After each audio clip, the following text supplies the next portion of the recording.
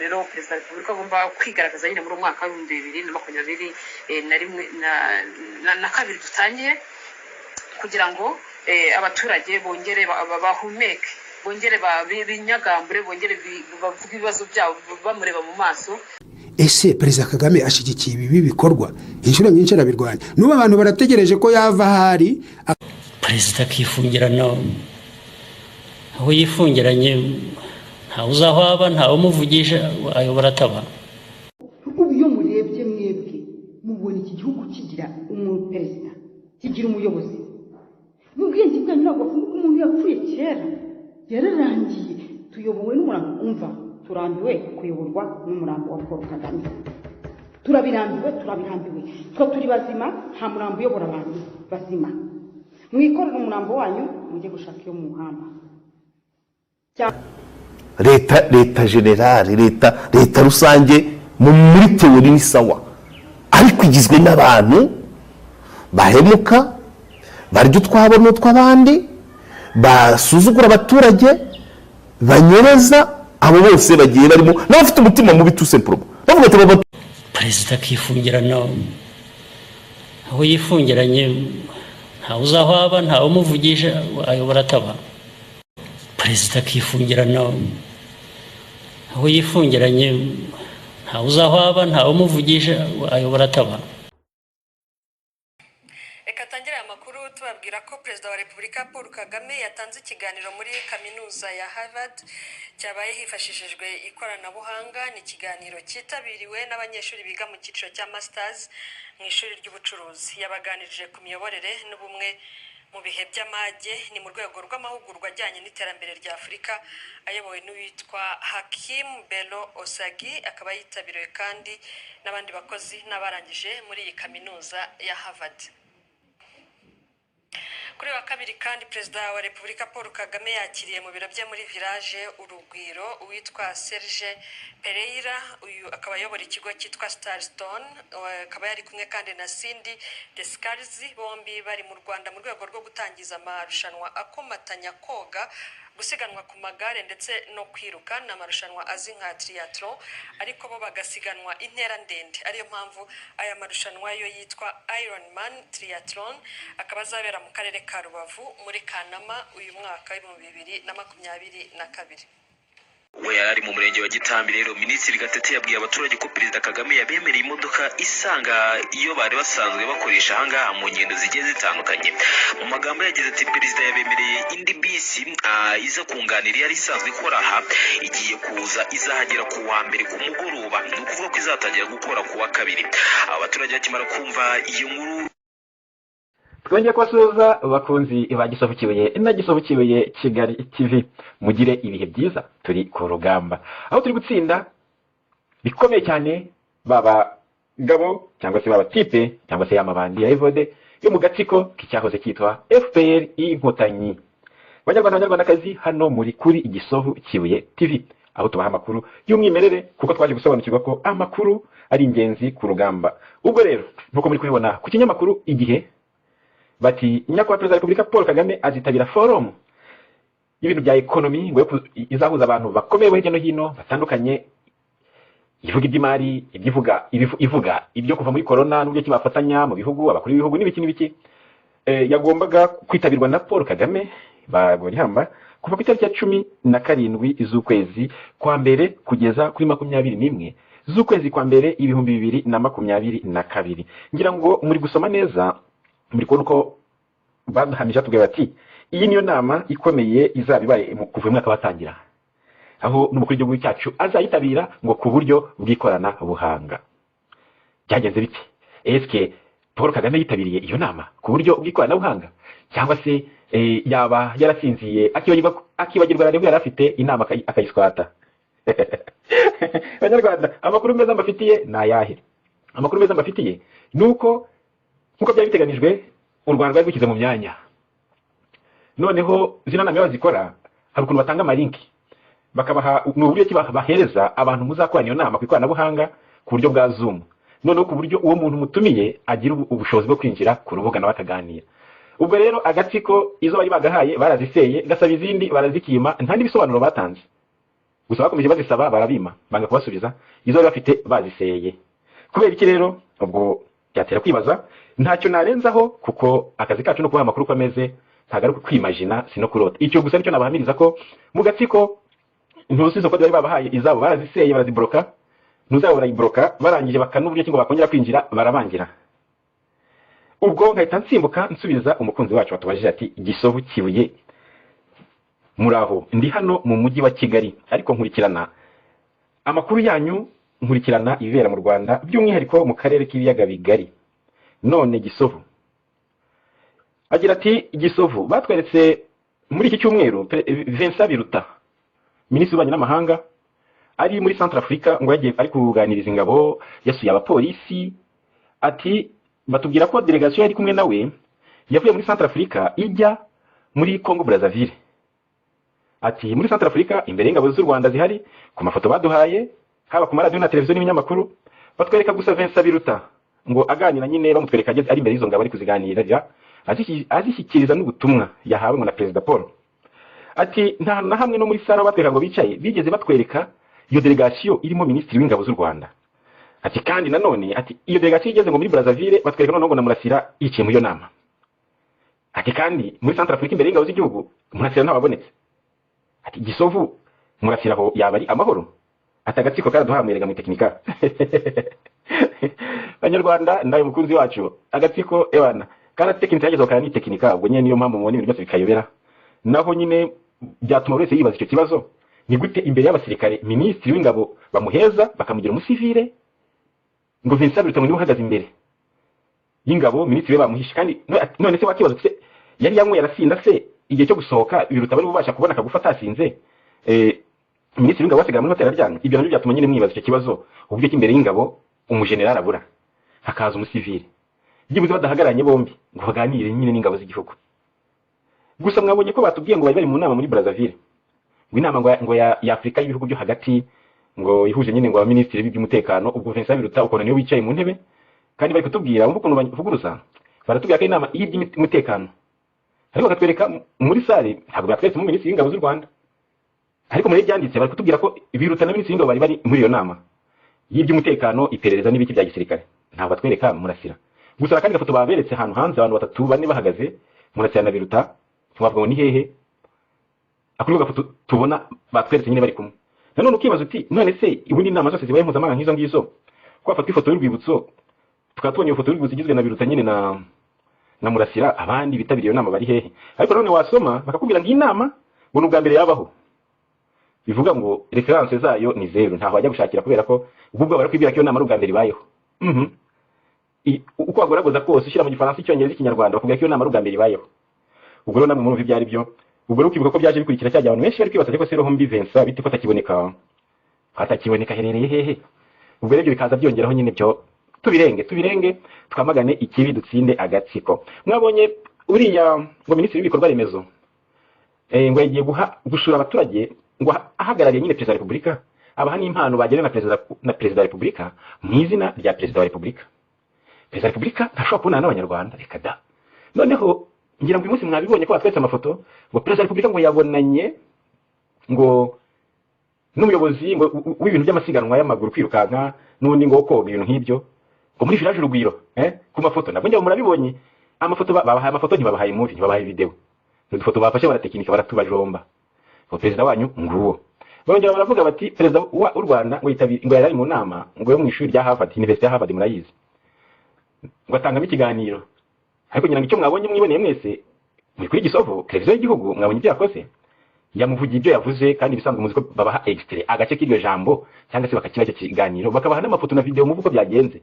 Ngira ngo murabyibone ko uko byagenze nyine bari umupfu nta byabaye ntabyo, bone ibintu by'intuza by'ibyo tekinika nibahambe umupfu wabo. Twebwe tubakizeho ijisho agatsiko turakifitiye gutya. Ndashimira umusaza Paul Rusesabagina witanze agatuma agatsiko kamenyekana kaboneka, ariko ubwo n'Imana yabikoze. Nge nicyo nabona cyonyine nababwira abanyarwanda, ntago ariko bwacu twebwe abanyarwanda dufite ubugwari bwinshi, dufite ihahamuka ryinshi, byumvikane ko biva nyine ku bikomere by'ibyo twahuye nabyo mu gihe cy'intambara kuva muri 90 kugeza n'uyu munsi turi muri ibyo bikomere tudahabwa umwanya wo gukira. Nuko bimeze. Ubwo rero Imana yakoze umuti Imana yadukoreye umuti idukiza gatindi igipfa ntibarire Paul Kagame uko bamubereka nguko Swat aravugirwa donc barabwira abaturage ngo mumurebe ngo ndi mu izina rye ubwo ndi no mu isura ye ngiye Karaveri mu ndebe okay barangiza ku banyamahanga bakababwira ngo yari kumwe n'abanyamahanga imyaka ibiri irashize perezida wanyu nta munyarwanda n'uyu n'umwe uramukirigera eske uwo perezida aramutse ari Paul wapfuye mu mutwe simbizi ariko rwose ikiyishetsa muri iyi minsi y'ubu ngubu niyo uri kubona zavuvuzera aho bibereye muri za Amerika aho bibereye muri za Burayi ari kuvuga ngo kaga wacu ske kaga wanyu rwose nakaga kanyu nyine kuko nuko bimeze nyine nakaga kanyu uretse ko nakaga kanyu nyine ariko yateje nakaga abanyarwanda nyine ibyo byose n'ingaruka turimo turwana nazo ubwo rero ibyo bya Murasira babereka badashaka kumubereka nyine ari mu nama aho ngabo bakamubereka gutyo ngo agafoto hanze ahagazanye na Vesa aho bari baho mu gikoni iyo nama ihuje abo bandi ba minisitiri bose b'ingabo bo muri EAC akaba niba mwabonye ngo mwaza kubimbwira ariko nyine ni ibyo ngibyo tuntu twitekinika kumva ngo minisitiri w'ingabo nibagera imbere y'abasirikare arabura mu kandi kanya akamubwira ngo dore nguyu urumva ko ni ibintu nyine byatuma umuntu wese yakibaza ikibazo ubwo tuzasubizwa na leta izadusubiza itubwire uko byagenze niko bimeze ubwo ikindi ntibisanzwe turi mu bihe bikomeye ibihe bya coronavirus aho byose bishaka kutugwirira aho bivugwa cyane ko hari abantu mu nyungu zabo kuko mwabonye ko covid yabaye business bari capable yo gukora ibyo bashoboye byose kugira ngo bagere nyine ku nyungu zabo akaba ibintu by'inkingo benshi bavuga ko zaba zitaragera ku gipimo cyo kuba zakagombye guhabwa abantu abandi bati zigeze ku gipimo abandi bati harimo impaka nyinshi gusa icyo twabahamiriza twaberetse n'ubushize dushingiye ku bisubizo scientifique muri kuri Gisovu twarabiberetse ko ibihugu byakingiye abantu benshi kurusha ibindi ni nabyo bifite ubwandu bwinshi kurusha ibindi bwa corona cyumvikane ko urwo rukingo rushobora kuba ruca abantu intege bityo gatuma ubwandu bwa corona bugaragaraho ku bwinshi none abatarikingije ku bwinshi umubiri ugifite ubudahangarwa bwawo ukirwanaho ndumva ari uko nabivuga kuko ntabwo wasobanura ko abakingiwe ngo nubwo badapfa ngo ariko ngo bazayirwara ndoko biteko no kuyirwara ngo wenda ngo ntuzapfa ariko twaberetse ko mu bihugu bitakingiye by'umwihariko bya Afurika iyo corona itiyica itagize ite yewe n'ubwandu buri hasi cyane nabaye icyo urugero rwa Rusaka mbavu urugero kamarundi urugero rw'ibihugu nka za Chad n'ibindi ntabwo ndikibuka neza ariko nabicishijemo amaso noneho ukongera ari impaka ziriho bari kuvuga bati perezida w'inteko ishinga amategeko y'Uburayi yarapfuye aguye muri Italy ejo bundi bakavuga ko yapfuye amaze gufata urukingo rwa gatatu rwa COVID-19 bigatera impaka rero n'ubwoba ku bantu bafite kwibaza ku bya corona n'abadasobanukiwe abantu rero bakomeye benshi uko mubibona bakire ntago bemera uru rukingo abantu biyubake benshi ntibemera uru rukingo mwajye mubona ko ari n'abantu b'abayobozi bajyaga imbere y'amakamera bakajya kwiteza umuyaga cyangwa bakiteza utundi tuntu ariko atari covid ariko arabo bakoraga nka za sambura kerekana ko yikingije atikingije byarabaye mu karere k'ibiyaga bigari nko mu Bugande niba ntibeshye kugira ngo kwerekana ko yikingije kandi atikingije rwose ari ibintu ibyo ni ibintu byagiye bigaragara ikindi kimenyetso naba gikomeye ni cy'uyu mugabo w'umunyaserbiya witwa Novak Djokovic ukina tennis wa mbere nimero ya mbere ku isi mwabonye ko bamwirukanye muri Australia muri shampiyona yagiye kwitabira ku rwego rw'isi kubera ko yanze kwikingiza COVID-19 aremera hari amafaranga hariyo place mu isi kubera ko yanze kwikingiza urukingo rwa COVID bivuga ngo n'umuturage wa Nyakariro wa Mugani cyangwa se wa za Gisovu afite uburenganzira bwo gushidikanya kubera ko ni ibintu kugeza uyu munsi abantu batumva kimwe none akazi ibihugu mu Rwanda bya ngo mwumvishe ngo bagiye kuzura ku ruganda rw'inkingo za COVID mu Rwanda aha nyabandi ibintu bizasobanuka iby'ibyo biraka byabo bavantara kuko mubizi byagiye biba ahantu henshi bagatanga abantu babakorera amateste scientifique agatsiko kabika amafaranga nuko munini ibintu bihenda none gufata nk'igihugu cyose bakagitera abandi bakabihera inoti kugira ngo ukore amantuza amayese scientifique byarabaye ku bana ku badamu kugira ngo sinzi niba mwabibonye mutaribonye twazabashakira amafoto amavideo n'ubuhamya tukabibereka by'uko agatsiko nyine ko icyo kishakira n'amafaranga kandi abagizweho ingaruka n'ibyo bintu bose nta numwe bigeze bakurikirana ngo bamenye azabaho atagize gutereka da inoti ku mufuka ibindi ntibibareba ngayo nguko ubwo icyo nicyo numva nabivugaho covid yenda urukingo ntirurakomera cyangwa se ruzaza rukomeye rwiza ariko uyu munsi scientifically batwereka ko abantu bikingije ku bwinshi bidakuraho ikibazo cy'ubwandu ahubwo byongera kwandura kw'icyo cyorezo bituma barwara kurushaho icyo gihe nabaye urugero rwa Portugal Australia Ubufaransa nabushyiraho uyu munsi ibihugu nk'ibyo na za Italy gutyo ngayo nguko rero mukomeze mugire ibihe byiza ni Gisovu Kibihe TV na John inyuma hano ntukupe manza wumve ubwo butumwa bugiye gukurikiraho. Turabakunda cyane. Paul Kagame yarapfuye ntazagaruka, ntawamuzura, dore baramuvugira ya turi mu ntsinzi. ariko aya majwi yanjye n'ibidasiga kuyakoresha ubanza uyahindure kugira ngo aka gatsiko k'abavantara katamenya watanze amakuru. Amakuru rero nagira ngo nguhe ni ukugira ngo utabarize abanyarwanda. Namenye amakuru y'uko muri iyi minsi mike cyane iri imbere bagiye gukora kampanye yo guperereza amaraso y'abantu bose batsindiwe inkingo ebyiri. Ngo ayo maraso ntabwo tuzi icyo bazayakoresha, ariko icyumvikana cyo nuko ari etide b'abazungu bahaye agatsiko amafaranga ngo batejombagure ibishinge bya kovide bazaba bifashisha kugira ngo bamenye uko evolisiyo iminologike y'umuntu imeze. Amakuru rero nayahawe n'umuntu umaze iminsi mu mahugurwa, kandi ikibabaje ni uko ayo mahugurwa yo guperereza arahabwa abantu batari abaganga, batagize n'aho bahuriye n'ubuganga. Wibaze kugira ngo umuntu azaze mu isibo, ngo bigakorwa ku rwego rw'isibo mu gihugu hose, aze agutera igishinge avuga ngo araguperereza, kandi atarigeze yiga anatomi mu by'ukuri, na segonderi yarayirangije apene. Nyakubahwa Gisovu, nyakubahwa rero John rwose ayo makuru yaduteye ubwoba. Babikoze ari top soke, ariko nyine amakuru ntabura ukuntu arikinga agasohoka. Ubu rero ngo mu minsi iri imbere ngo bagiye kubikora. Ilisite yo barayikoze, banadusanze mu ngo zacu bakajya batubaza ngo ese ngo abikingije inkingo ebyiri ni bande. Tuzi ko ari statistique zisanzwe barimo begeranya, naho barimo bakora liste y'abantu bazakorera pererezwa y'ayo maraso. Mutabariza abanyarwanda rero, urumva baduteragura ibishinge bitari ku rwego rw'urukingo, ahubwo ari etide barimo. Abanyarwanda rero babaye sacrifiye, amafaranga bayahaye agatsiko karayimirira, none barimo baradukoreraho amagisiperiyanse tutagizemo uruhare. Ibyo bintu rwose ubitohoze neza, niba na ngombwa ubitangaje, uburire abanyarwanda bazagire resistance kuri abo bantu bazaza kubafata amaraso atari abaganga banabyigiye byibuze, ahubwo ashobora kugutera urushinge mu muti akawuhusha, ukaba wahavana ubundi bumuga. Rwose ubitangariza abanyarwanda babimenye. Ibikoresho ngo byarangije kugera mu Rwanda, abazungu batanze n'amafaranga ku buryo ngo abo bamaze iminsi mu mahugurwa yo guperereza ngo bahabwaga 20,000 ku munsi. Amahugurwa rero aracyakomeje, ariko iyo perezoma ku bantu bose bakingiwe inkingo ebyiri ngo iraba mu gihe kidatinze, n'ibikoresho ngo byarangije kuhagera, nyine ari bagashaka bahaki babitanze. Ayo makuru rero nyakubahwa John uyakomanteho, cyangwa se n'ibinashoboka unatohoze neza, ariko jyaho amakuru nayahawe n'umuntu wizewe uri muri ayo mahugurwa, kandi nawe yabigiye amaze ko ari imikino, none nawe byatangiye kumurenga, yatangiye gutitira. ubwo rero ubisangariza abanyarwanda barabishobora bazagerereza ibitanze kuko nta kugira ngo umuntu utarize muganga bwe ukubwira ngo rambura akaboko ngo ufate umuti, ntabwo bibaho. Kandi niyo yaba ari umuganga amaraso akagerwa kwa muganga, nabwo umuntu agiye kwipimisha cyangwa agiye kwisuzumisha ku bushake bwe, ntabwo ari ukuza abantu bose umuntu uje ngo rambura akaboko ngo utere urushinge gufata amaraso.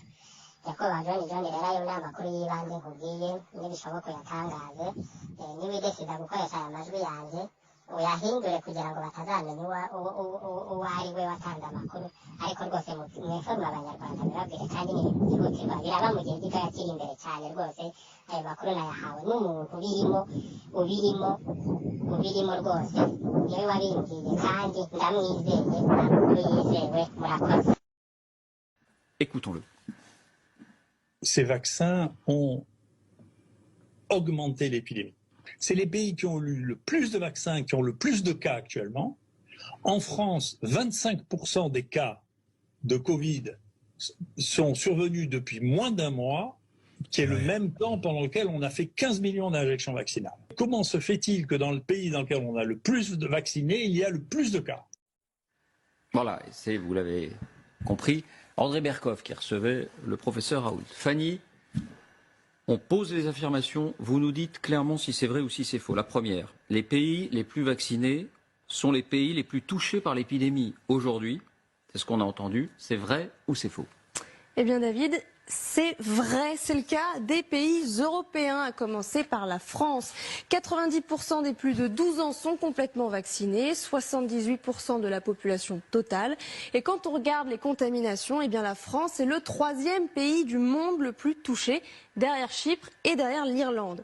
Il y a beaucoup d'autres exemples par ailleurs. Le Danemark, 80% de sa population est doublement vaccinée et il est, vous le voyez, le 5e pays européen en termes de contamination. Encore plus frappant, le Portugal, 90% de personnes totalement vaccinées, un record en Europe, et il est le 6e pays du continent pour les contaminations. Et on pourrait en citer beaucoup d'autres, l'Espagne, l'Italie, la Belgique, ou même Israël, l'un des pays les plus vaccinés du monde, en tout cas en ce qui concerne la population adulte. Et là-bas aussi, Omicron s'emballe.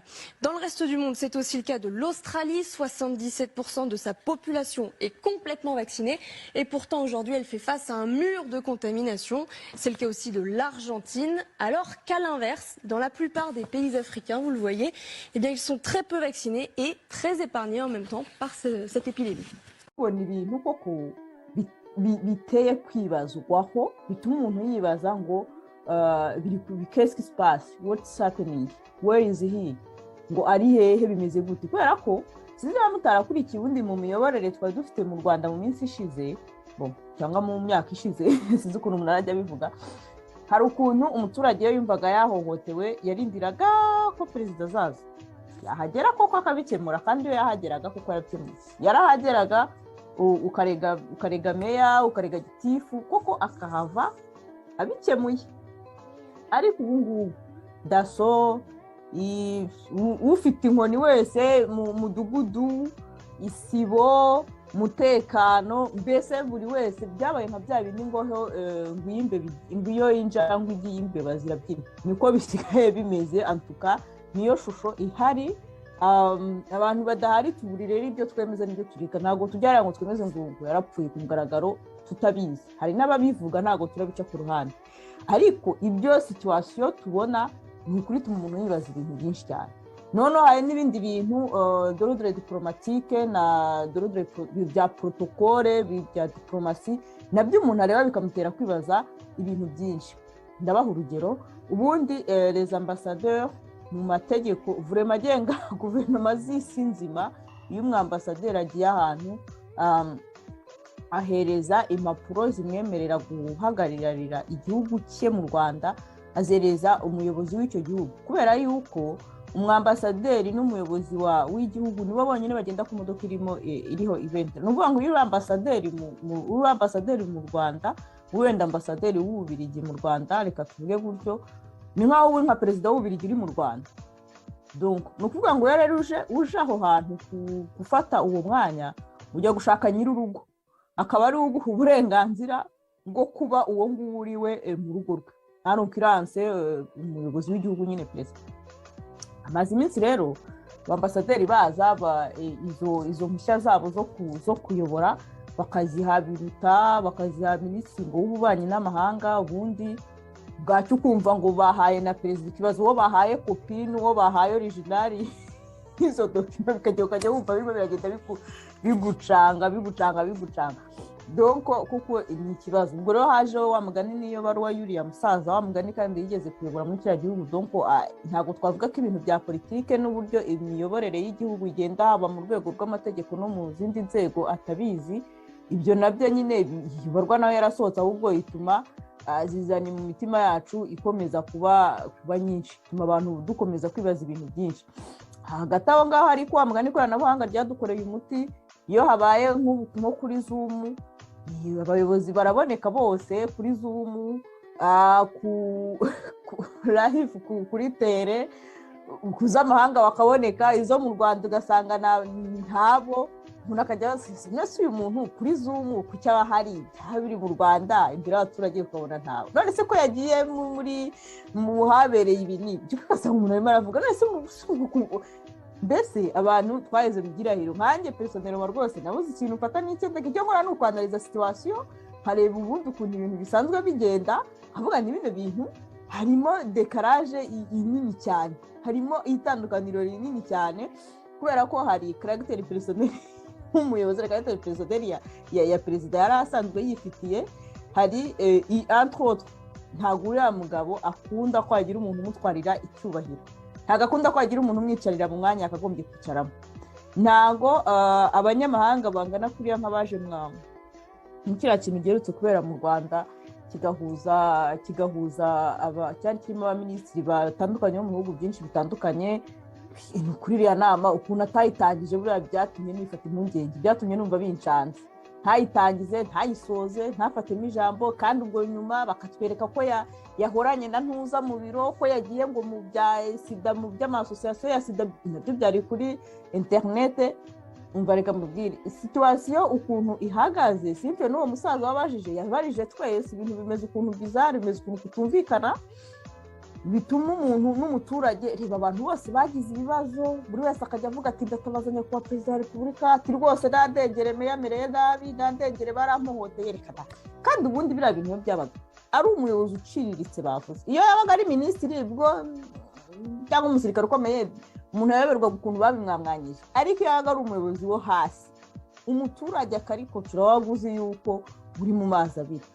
None reka da bukomeje mbe nshaka utwo tuvideo ntago ndimo kutubona none ahanga. Niyo mpamvu rero perezida wa repubulika agomba kwigaragaza nyine muri umwaka wa 2022 dutangiye, kugira ngo abaturage bongere bahumeke, bongere binyagambure, bongere bavuga ibibazo byabo bamureba mu maso. Ese Perezida Kagame ashigikiye ibi bikorwa? Inshuro nyinshi arabirwanya. N'ubu abantu barategereje ko yava ahari perezida akifungirana aho yifungiranye, ntawe uzi aho aba, ntawe umuvugisha, ayobora ataba. Ubu iyo murebye mwebwe mubona iki gihugu kigira umuperezida, kigira umuyobozi. Mu bwenge bwanyu ntabwo bavuga umuntu yapfuye kera, yararangiye. Tuyobowe n'umurambo, umva turambiwe kuyoborwa n'umurambo wa Paul Kagame. Turabirambiwe. Twe turi bazima, nta murambo uyobora abantu bazima. Mwikorera umurambo wanyu mujye gushaka iyo muhamba.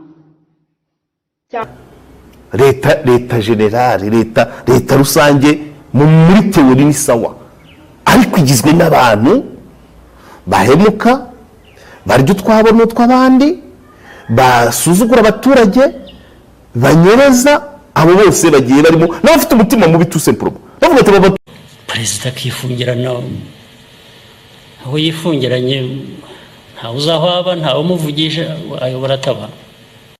Perezida akifungirana aho yifungiranye, ntawe uzi aho aba, ntawe umuvugisha, ayobora ataba.